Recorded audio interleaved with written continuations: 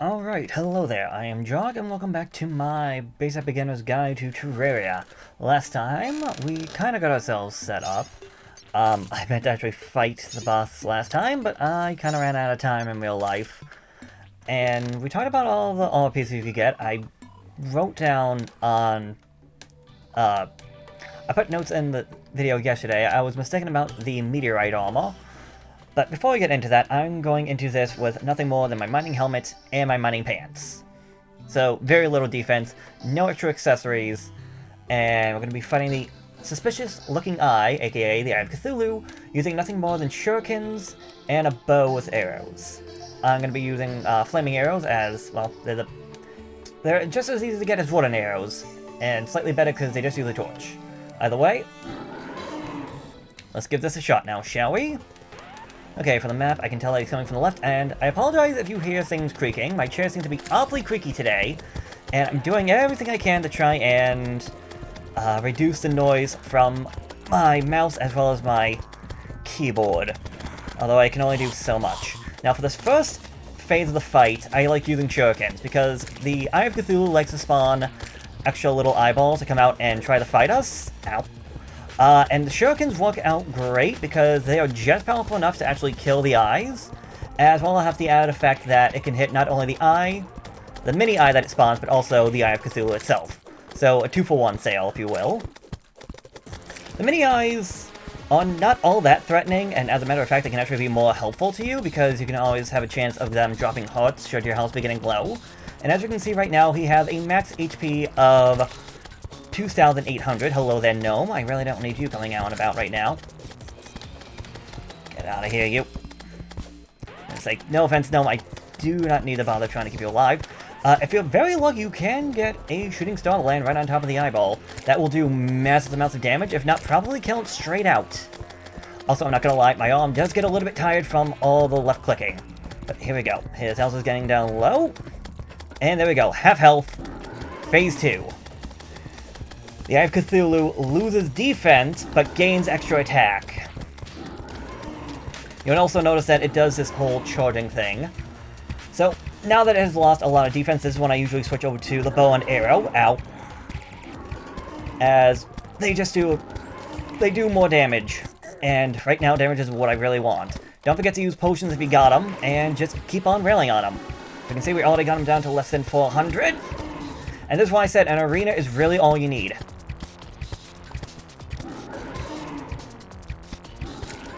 And there we go with that. The first boss has been defeated. But let's move on. Because I came prepared. I brought in the fossil armor set, alongside my boots, my bottle for double jump, as well as Band of Life Regeneration, and just some other stuff. Although, do I have anything to replace this? Yes, yep. Because the cool thing you can do is have multiple bottles as long as they are different. So, with that first one defeated, actually let's look at our stuff we got. We got some unholy arrows, which kind of have a piercing effect, kind of like the shurikens. Corruption seeds, so with this we can grow corruption in any world we want. I don't know why you would want to, but I mean, I guess if you want. And the last thing we got from this guy is Demonite Ore. It is pulsing with dark energy. Yes, this is essentially another metal type. I don't really consider it a metal type, I consider it something else. But technically, you do find the ore of this stuff underground, and we will be able to use this for stuff, but we won't be able to use everything with it until we fight the next boss that we'll be getting into. First off, I just want to show the difference between fighting the Eye of Cthulhu with nothing compared to fighting him now with all the stuff that I got. Also, because I also got lucky in the underground, I could also try fighting him with the sword, which has a added benefit of just being an auto-swing weapon, which is amazing. Not a whole lot of weapons actually have that whole auto-swing thing. And, well, you can already kind of see, I am doing more damage, it looks like, as well as the added benefit of, well, actually I'm not doing more damage, just that I have a greater chance of getting crits, alongside the not using as much ammo whenever I throw these shurikens. But this is still not just going to be, like, a total pushover. I mean, to be honest, the Eye of Cthulhu really is a pushover. But I mean, but when you actually have items and are prepared for the fight, again, this guy's nothing.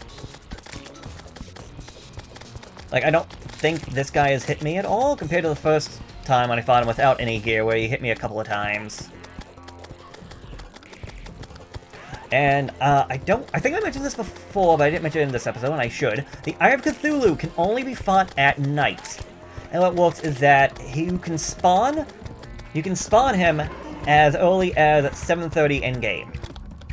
But if he is still out and about, or should you summon one too late, at 4:30 he will run away from the fight. Essentially, it is the start of a new day, the start of dawn, and the Eye of Cthulhu is just like, nope, not worth my time. Oh, there we go, my first hit from the Eye of Cthulhu. In round 2. Nope. Stupid zombie, making me look bad. And there we go. If you notice, we actually got a trophy. However, this is not like the banners that we get from, say, killing zombies or anything else like that. That is just... The trophy is just more or less, as another decorative piece. And, alright. Find him off one last time.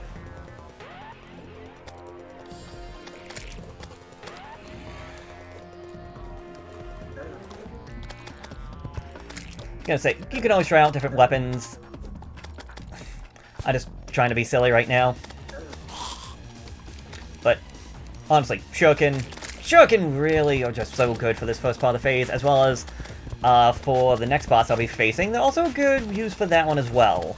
At least for normal mode. I'm not going to be talking about anything about these bosses when fought in higher difficulties, because they are an entirely different can of worms. Like, I'm telling you right now, the Eye of Cthulhu in, like, in a expert world or a master world is nowhere near this simple.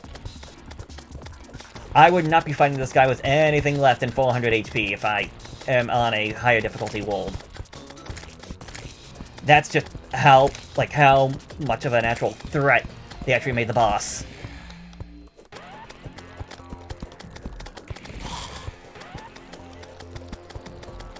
I just like doing this because, one, it just shows that you can do this as soon as you want. Like, the only limiting factor for me fighting this boss is shurikens, which A, I can find on the ground, and B, I can buy straight from the merchant. So it's not like it's the biggest issue in the world. It's not the biggest headache or hurdle until I actually run out of them.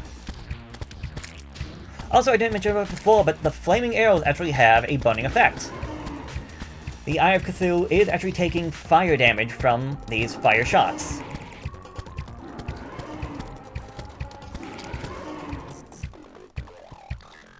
Not to mention the extra damage that from just having a good bow. And also, if you have a hook shot, don't be afraid to use that. That's another good way of another good mobility option for you. Also, I really appreciate the game having the option to have the ball on the bottom, because it didn't used to do that. The only way you'd know how much health you had done to the boss was through the health bar under the name, or just hovering over them to show their HP. A much needed item that they needed. Much needed.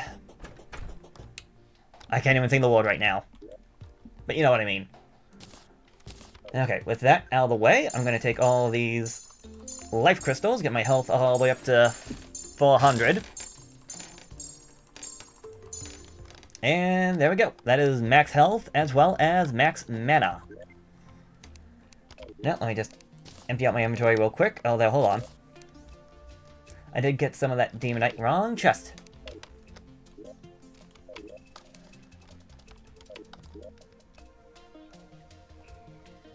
God, I'm blind, apparently. Oh, I must have put it in the piggy bank. Yep, I put it in the piggy bank. Okay. So this demonite, if we take it over to the furnace, can make demonite bars. And as I found out from the other day, we can actually get this stuff by using dynamite, but that seems like a bit overkill. So, demonite bars, Mr. Guide.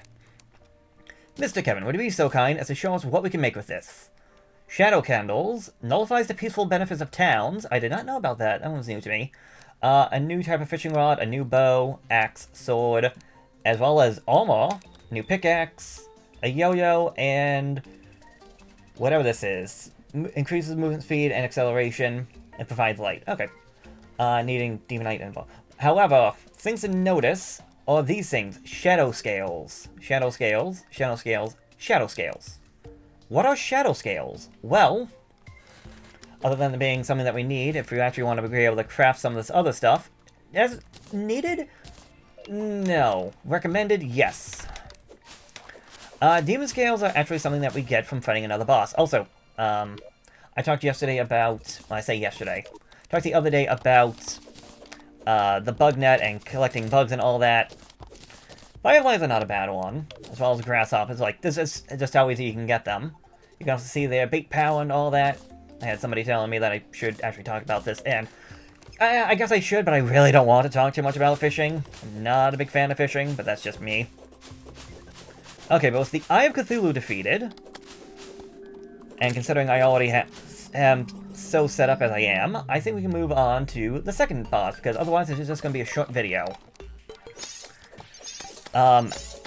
Again, I should have also mentioned this before. Should you have, say, fought the Eye of Cthulhu, but say you lost? Or say you just want to fight more of them because, hey, he seemed like a pretty good way of getting money. If you get yourself lenses and come over to this, you'll have the option on the side that will allow you to turn lenses into suspicious-looking eyes. Or, if you have enough meat chunks alongside enough of those vile mushrooms, those vile mushrooms can be turned into vile powder, and vile powder combined with the meat chunks, or rotten chunks, whatever they are, if you'd be so kind. Nope. Whatever these guys drop, you can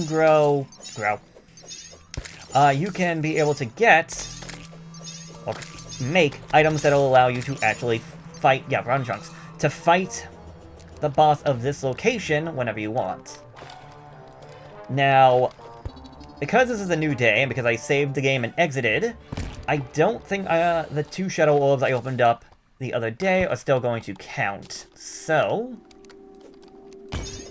Nope, okay, it did remember. The Eater of Wold has been awoken. Okay, I want to be careful because I don't want to get too far away, but I do not want to be underground to fight this guy. I highly recommend for the worm to get out. Get out of the underground and get above ground. Fight this guy. I meant to bring shurikens, actually, because... he's, this boss is a many-segmented enemy. And just like before with the Eye of Cthulhu, you can use shurikens to hit multiple body parts at once.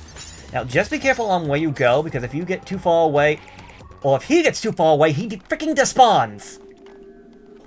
And I don't get it why. I was still in the corruption, but for whatever reason, he despawned. So, rip on that one. If you're doing the... Crimson, I wouldn't worry too much about it. Another musket. Didn't want a musket. There is a magical item that we can get from this that I really, really love. Although chill down, go down my spine. It's another musket. Just getting bad luck on these. Because there's at least 2 other items I can think of that we can get from these things. One is a band of star power. How that works is it's kind of like the band of life regeneration? No. No. It's something else. The Band of Star Power will give us an extra... I think it's an extra 20 mana? Which, honestly, is not all that was it when you go by that standard, but there is more to it.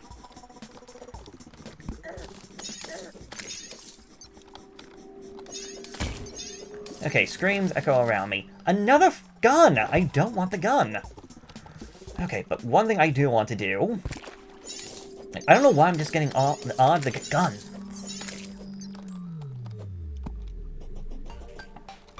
Is that since I know the third one will always spawn the boss, and I'm probably gonna have to go get more dynamite, if I open up this one down here last, I can just climb up the rope and get to the surface of the corruption. So I'll be right back, because I'm gonna go grab those guns to sell. Okay, let's see what I can get out of this. No, nothing. If you do not want to waste dynamite, if you have a hammer, which I do not have on me right now, you can always use a hammer to break open the orbs rather than dynamite. Oh, and another orb. Okay. Oop. I was gonna say, this is not going well for me.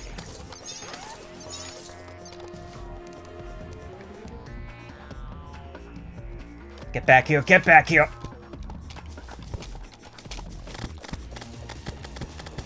Okay, so the other item that you can get from the Shadow Orbs that I mentioned is called the Vile Thorn. Not the best in terms of magical weapons, but an amazing item to have against this guy. It is a magical weapon that can pierce through multiple enemies, even going through tiles, making it a very, very easy way of killing this guy. And as you can see, shurikens are just also as good. Now, each segment of the worm has its own health, as we can notice. So this guy is not exactly, like, a complete pushover. Also, if you destroy body segments, he can grow... Each segment has a chance of growing its own head. So now, instead of only having to deal with one worm, I now have to deal with two. Also, again, just be careful. You really don't want to have to despawn another one of these guys. Yeah, so I would say the main danger from the Eater of Worlds is just from this whole body-splitting situation. And the fact that you can get so many different enemies spawning at... Well, not spawning, but so many different enemies showing up at one time. Say, don't you go away on me.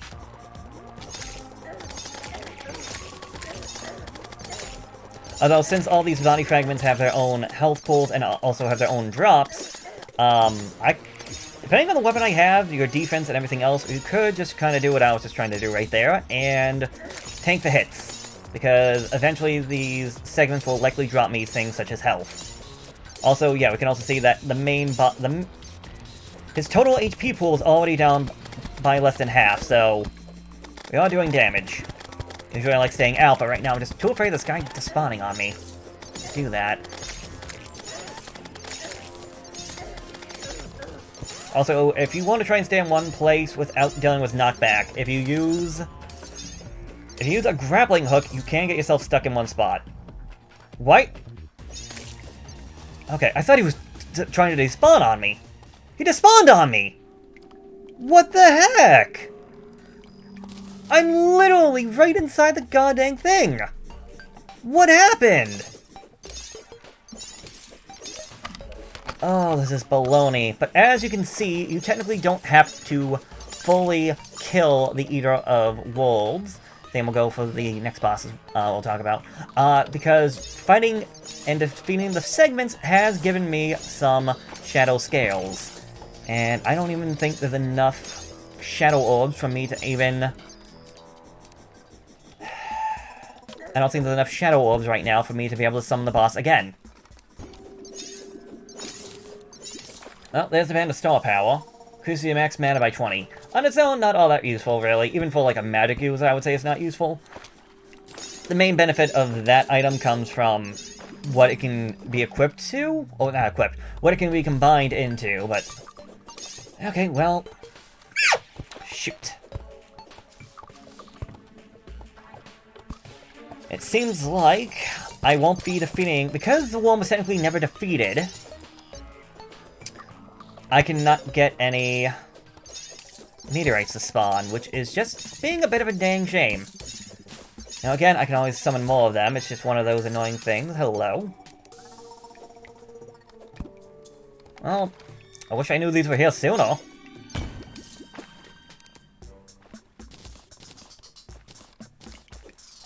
I had a heck of a time finding the last two hot for me. So, I don't know, there's a little bit of a kick to the face to find two of them together like this. No, another shadow orb.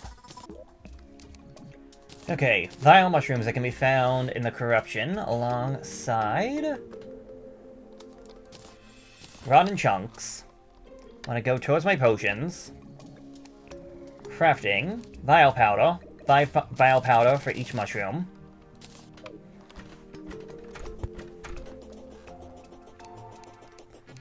And if I was going to spawn the eye, I would just grab the lenses that you got from fighting the suspicious-looking eyes at night.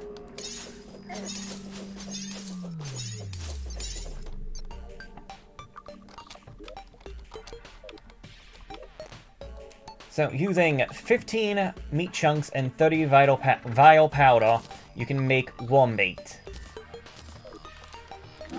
A thing of worm bait will summon the boss.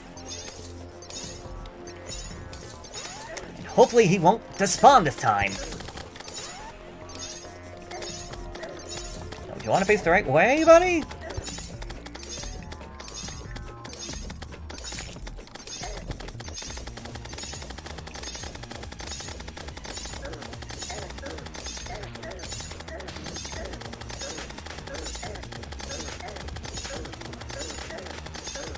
Okay, well, I'm taking damage, but the boss is pretty much halfway dead.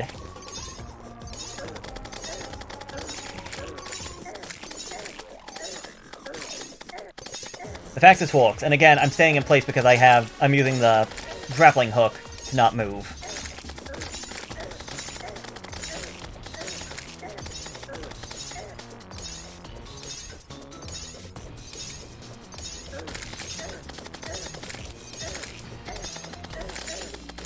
I don't even have all that much defense, really. So I'm surprised at just how little damage he's doing.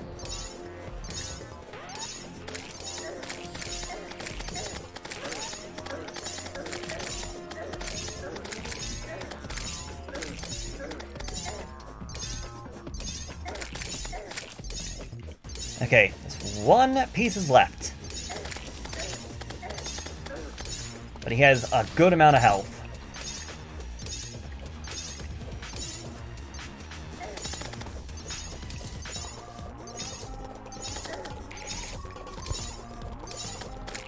Oh, I'm about to say, don't you dare fall all the way down there.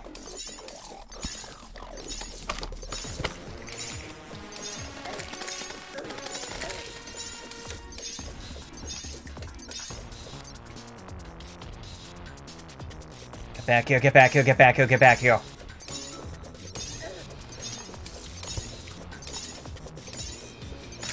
Thank you, there we go. The Eater of World has been defeated. You get that confirmation, you know that you've actually truly defeated it. And the game will count it as a defeat.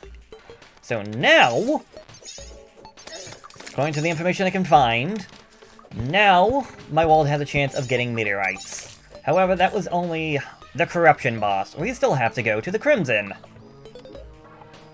Before we do that, let's go, because I should have enough material. Let's go make that Crimson armor set.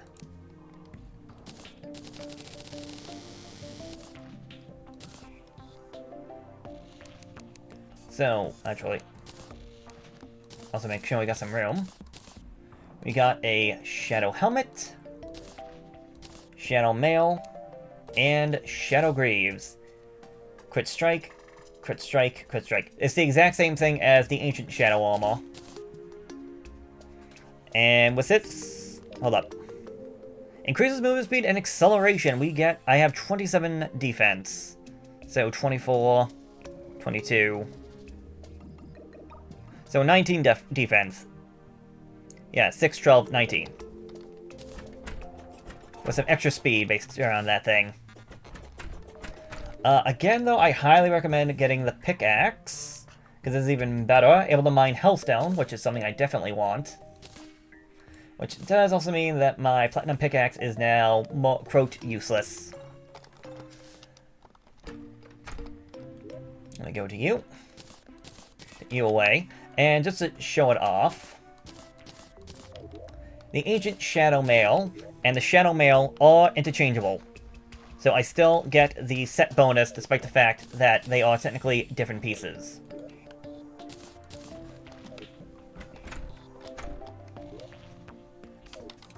Okay, so let me just put this worm bait away alongside that. And, well, to be fair, now things like the Shadow Scale, Demonite, unless I'm going to make the other stuff out of this, which was like, what? I mean, no, there was one useful thing from this. Yo-yos are not a bad idea, but I would say if you're going to go yo-yos, go like full yo-yo. This one's not a bad one to get for the extra acceleration and movement. Acceleration, movement speed, and being a free light source, only requiring Topaz. Hammer, if you really want a hammer. I really don't see much use for that. The sword is definitely something you want. Actually, I don't know why I didn't make that one yet. Bow if you want a better bow. But as for the scales... Oh, shoot.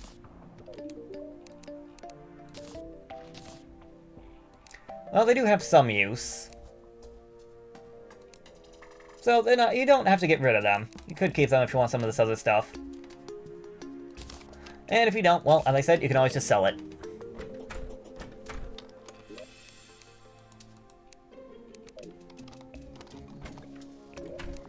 Right now, I'm just gonna put it away.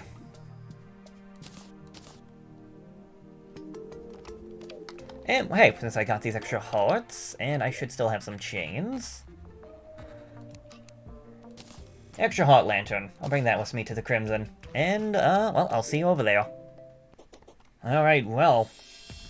We're in the Crimson, but not only that, we're in a Crimson Desert. And, oh boy, right off the bat. Spiders. The Crimson is very different from that of the Corruption. Matter of fact, the entrance to the, Crimson looks like a monster that's trying to eat you as we go down the esophagus?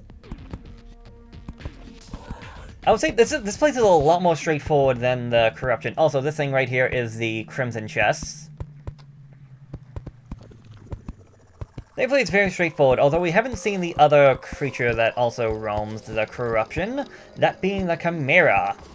So yeah, the Corruption only has... Well, the Corruption has two enemies, that being... Sorry, and I'm just grossed out by spiders. The Corruption has two enemies, that being the floating creepers that I've been finding the entire time, as well as the worms.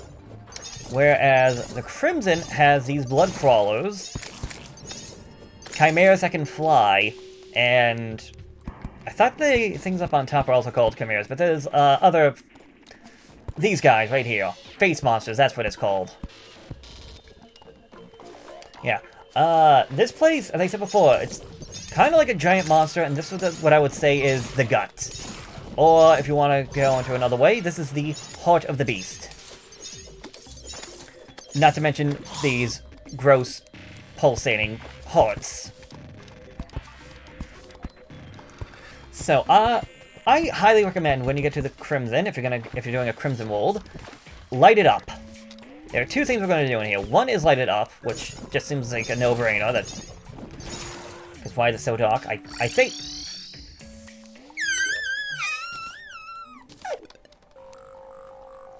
I say to light this place up, because we will be staying inside this place for a bit.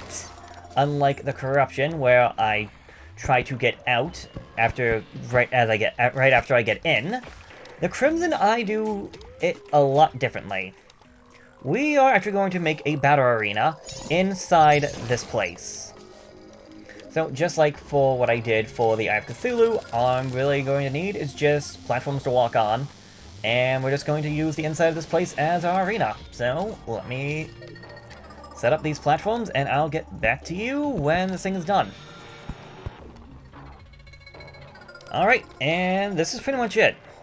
One thing I didn't point out, but as you might be able to just notice from how this goes, if you want to be cost-effective, you only have to do every other platform. Also, I don't get why the lighting changes from when I move to when I stop. Might have to try and look at that off camera. But,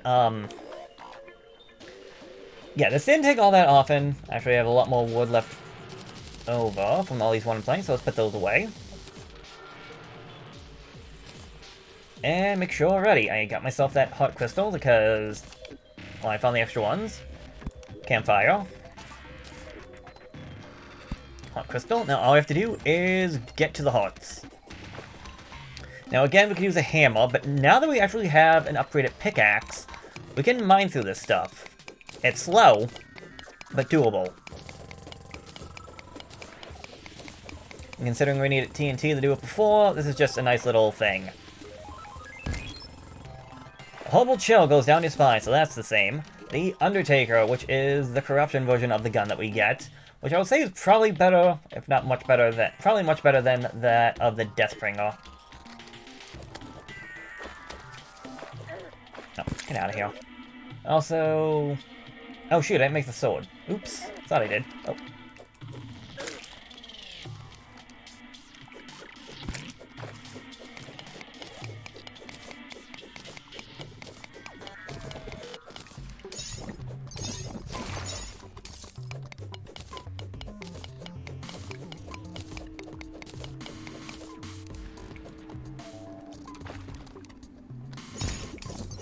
Streams echo around you.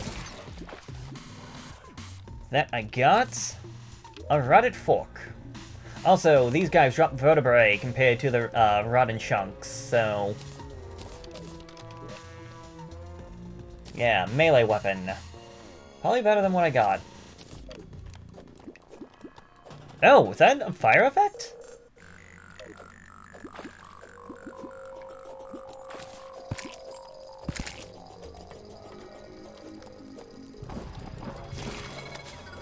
I'll definitely take it. Seems like it might be a good weapon to have against the boss anyways.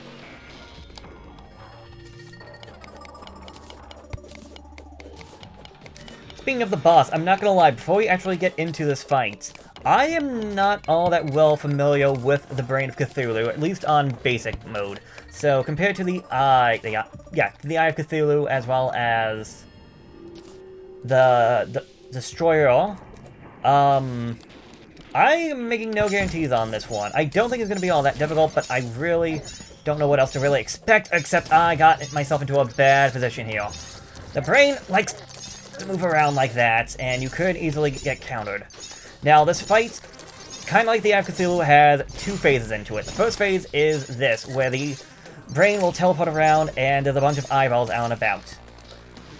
The first phase, you do need to just fight off all these guys. Shuriken seem like another good use for this one. The brain, we can't do anything with. But similar to how we didn't have to truly destroy all of the Destroyer of Worlds, we don't have to exactly kill the Brain of Cthulhu to get everything else that we need out of this. Only if you're trying to get meteorites, you need to kill the thing. Because these eyeballs that we are fighting actually drop you tissue sample as well as Crimsonite ore, which is what the Eye of Cthulhu will drop you in this world, rather than the Demonite ore. So just by finding the eyeballs, we can still get everything we need, even should we not kill the boss. Okay, but with enough damage being dealt, the Brain of Cthulhu actually opens up, and... yeah. Seems like your best thing to have is probably something with good knockback against this guy. Because when he does seem to be affected pretty well by knockback. If not knockback, something that can at least hit fast. Oh no, the bow also works. This guy is very different though in expert mode and master mode, as he can have an after image, not an ultra image, after image, which can be a tad annoying to deal with. Also, the teleporting around is also a tad annoying, but I'm not worried about this guy despawning like I was the worm. Oh yeah, this fork that I can get from this place, not a bad weapon to have against him. Train the range and the damage. And there we go. Now I just need to empty out my inventory to actually carry this stuff.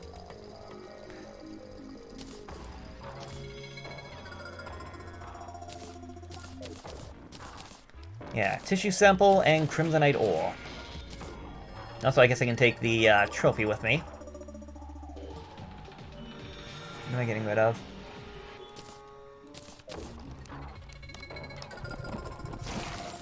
Okay, but that was only one. And also, before I forget, just like this place has vertebrae instead of the rotten meat, you also have to get the mushrooms from this place and then turn that into whatever the crimson version of that is. And from that, you'll be able to spawn the Brain of Cthulhu as many times as you want, assuming that you have the materials to craft it. Ooh, here we go. The Crimson Rod, a medic weapon. It's not a bad one. I really wish I had a larger inventory. So, this is actually not a bad magic weapon to have at all, if my memory is serving me correct. It is not. It is essentially... you can only do it once, and when you do it, it just stays in its place. But it's like a rain cloud. It is raining down, let's say, acid. Anyone or anything that is not us, but that is hostile that gets in contact with it will take damage. Honestly, very useful for this boss fight, considering all those eyeballs moving around and whatnot. It's just free extra damage without you having to do anything. It might honestly be one of my favorite Crimsonite, well, hot drops. Which makes sense if the corruption, my favorite corruption is a magic weapon. That my favorite crimson would be a magic weapon. This one, the Crimson Heart. Not one I'm a big fan of. Hold on, let me just eat this lemon. So, the Crimson Heart is a light pet, just like the Shadow Orb. I don't care for it, to be completely honest. It's essentially a bleeding heart that follows you around by bleeding, or if you want to say it looks like a butt, then it is a butt that is just, having a very bad day. It's a butt that has a very bad stomach. If you want to take the jokes, I don't really care for it.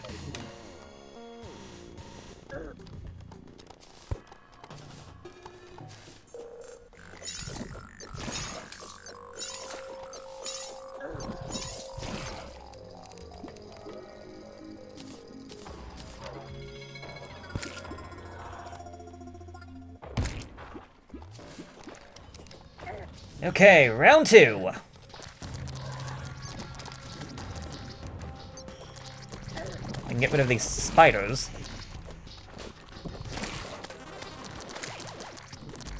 Oh yeah, the fork is a very useful weapon in this fight.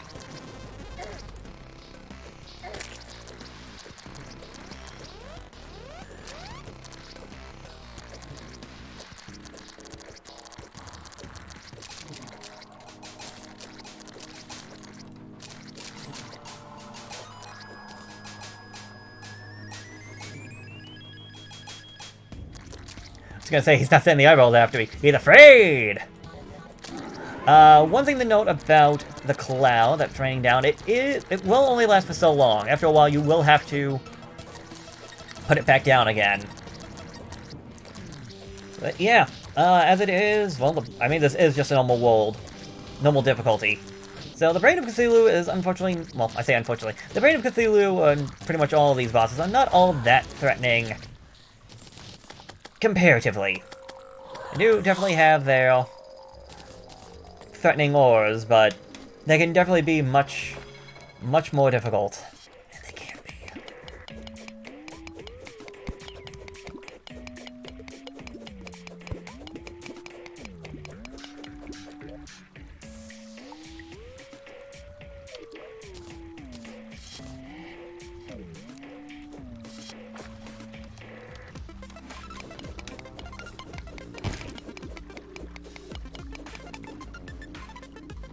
Okay, we got another item down here, if I can actually pick it up. What am I getting rid of?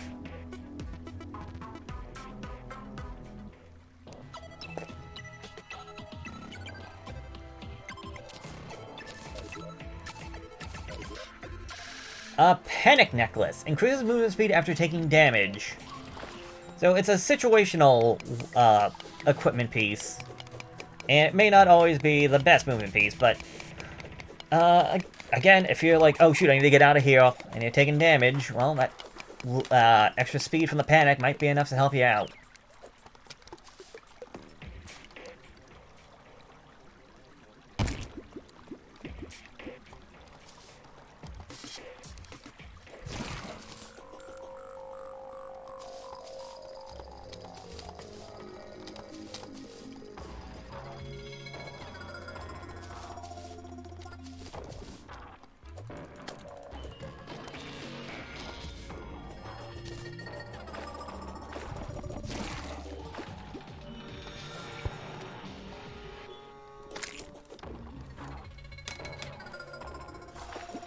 Well, that seems like it's, it. Seems like I only got 8 Crimson Hearts out of this one. Bit of a shame. Oh well. Let me just pick up the stuff that I missed. Bone Rattle.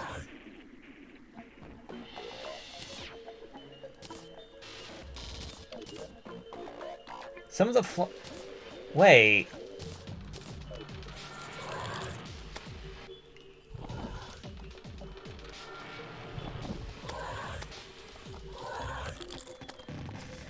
Okay. So it's just a little pet? Oh! Okay, I got completely confused.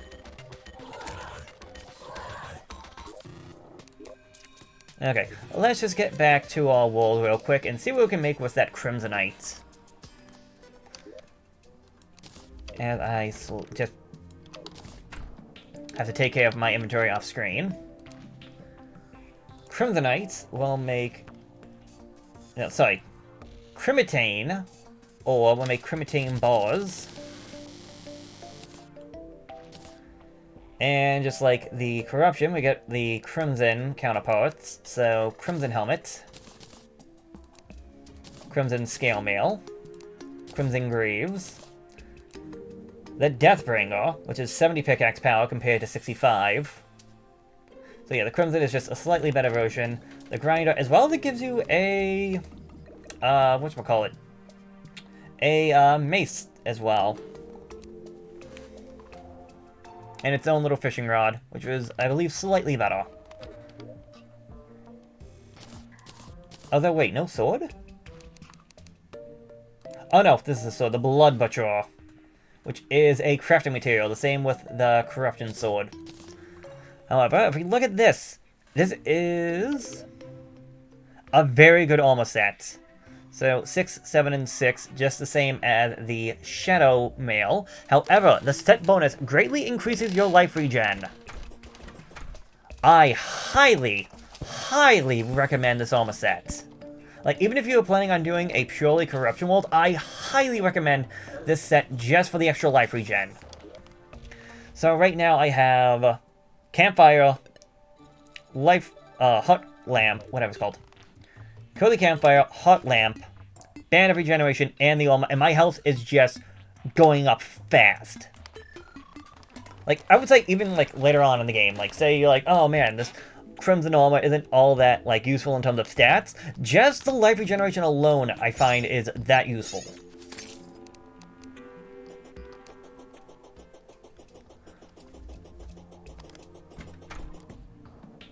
So, here we go. This is what it's like. I don't have anything else but the armor right now really helping with my life regen. And it's just going up that fast.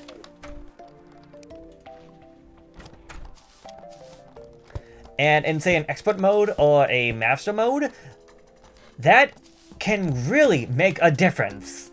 Just that life regen, and just how fast you get it. But okay, we have taken care of 3 of the bosses.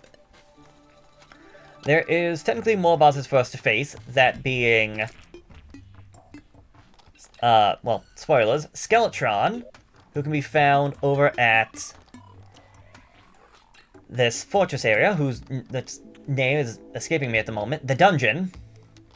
There is King Slime, who is a very rare one, and I won't lie, you could go places without actually fighting him. And the last boss, that at least comes to my mind right now, is the boss that we're going to save for the very last, because the last boss... I didn't mean to hit that key. Issue of me hiding up my keyboard to try and muffle the sound. The last boss is found all the way down here in the bottommost layer. And we ain't going to be fighting him until we are sure that we have done everything that we want to do. Because if we fight the boss all the way down there in the underground, the game gets a lot more difficult. I'm not going to say much more than that. But with that, I think this episode has been going on definitely long enough. I'm afraid of when I'm editing how long this episode is going to be. But yeah.